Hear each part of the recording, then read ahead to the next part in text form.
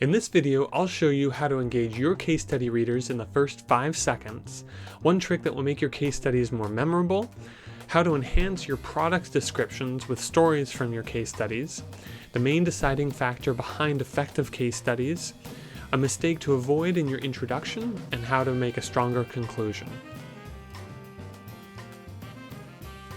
Hi, I'm Mike Russell from convertwithcasestudies.com. I write compelling case studies for the B2B SaaS companies with a special focus in information security. And in this video, I'm going to show you 3 good practices to follow in your case studies, 3 bad practices to avoid, and my reasoning behind each one. To be clear, I had no part in creating the case study I'm going to critique. I'm just using it as an educational example. Today's case study comes from Rapid7. It's about their work for University of Texas, Dallas. Now, to get the most out of this video, take a few minutes to read the case study. I've included its download link below. Practice 1. Grab attention early. From white papers to blog posts to case studies, the title and the subtitle are the most important part. They tell the reader whether it's worth their time to invest to read the rest. It's the hook that gets them to continue on to the first paragraph. So let's look at the title and subtitle of this case study. User Insight on a University Campus. As UT Dallas evaluates threats and manages risk, the Information Security Office must periodically update its approach. Here is an overview of how the university enforces measurable risk reduction across campus. I feel like that's a pretty mushy way to start the case study. It doesn't even have a verb in the title. It's a wasted opportunity to engage readers. It doesn't really give them a reason to continue reading. What was the benefit to UT Dallas? Instead, one possible better title would be User Insight Saves University Security Team Hours Each Day, and it would be even stronger if you could quantify how many hours each day, or better yet, maybe the monetary value of that time savings over the course of a year. And as for the subtitle, I would offer something like, over one 6-month period, UT Dallas's information security team reduces vulnerabilities by 32%. So I'm using that stat from the pull quote that appears down below, and that's going to create space for a pull quote from a real person later on. Practice 2. Quote from real people. Case studies are an effective substitute for a face-to-face interaction between your happy customers and your warm prospects. As such, they should reflect the personal nature of that interaction. Now, since UT Dallas was willing to reveal itself for this case study, which can be a rarity in the information security industry, why not feature 1 or 2 of the people who were interviewed for the case study? Include a handful of quotes from the person who uses Rapid7 on a daily basis, and then someone who is involved in the decision-making process to actually implement and buy Rapid7. Quoting individuals would make the story more memorable and relatable. Rather than security analysts and the security team and UT Dallas, feature the people who use the product on a daily basis and who chose to implement it originally. Practice 3. Give specific examples. So real-life examples of how the customer uses the product gives context to product descriptions, which can be a little abstract and vague. It helps them to hear how others use the product. And if you focus on unique features, this can help them understand how your product is different from your competitors.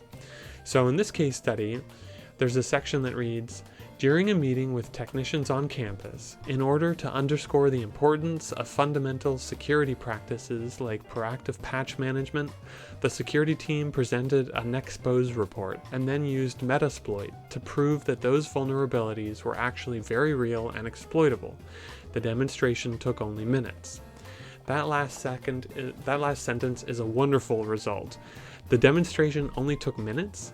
Here, Rapid7's case study writer could have taken it a step further and even mentioned how long it would have taken to do this before Rapid7's product. Maybe the reader already knows, but spell it out for them just in case they don't. Practice 4. Highlight your customer's why. Why did UT Dallas choose Rapid7 over other solutions? That's the core question that readers want to answer. That's what they would ask in a face-to-face interaction. And this case study does an excellent job answering that question. For example, it reads, "The reporting features within Nexpose were what initially sold UT Dallas on the product. Specifically, the organization attributes its decision to the fact that Nexpose offered better reporting than other solutions of its kind, such as Tenable Nessus, which required spending more money in order to achieve what was needed with the reports." And then on the next page, it reads, "Asked about why they initially felt User Insight was worth purchasing, UT Dallas lists 3 main reasons." So of the case study's 958 words, 204 are used to describe the customer's why. That's roughly 20% of the content. Rapid7 does really well by giving so much space to answering the reader's core question, why UT Dallas became a customer. Practice 5. About details go later. Your case study readers need to know about the subject of the case study, in this case UT Dallas, but that's no reason to start the case study with a description of the subject.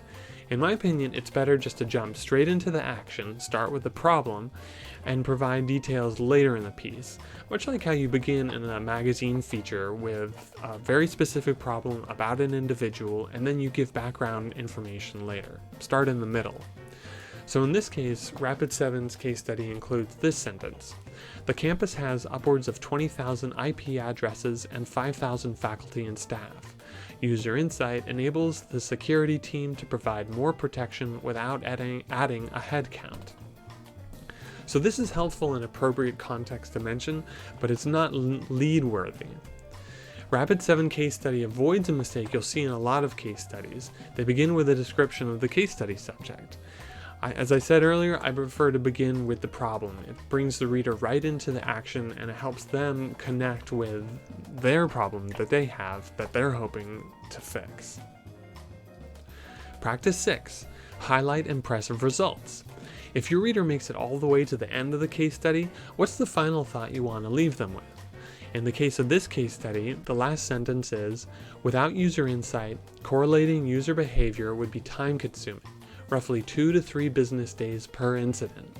With User Insight, it's 60 seconds. This is a wonderful conclusion. The only way to make it stronger would be to use it as a quote from a specific UT Dallas staff, one of the people featured in the case study. That said, I'm surprised that Rapid7's case study writer didn't post this impressive result as the pull quote on the first page. That would have gotten the quote in front of more readers, and that's important since not everyone is going to finish reading the whole case study. Alright, there you have it, 6 practices to make your case study stronger. If you found this video helpful, I'd really appreciate it if you shared it with your friends and colleagues, and I hope it's helpful for them. I'm Mike Russell from convertwithcasestudies.com. Thanks for watching.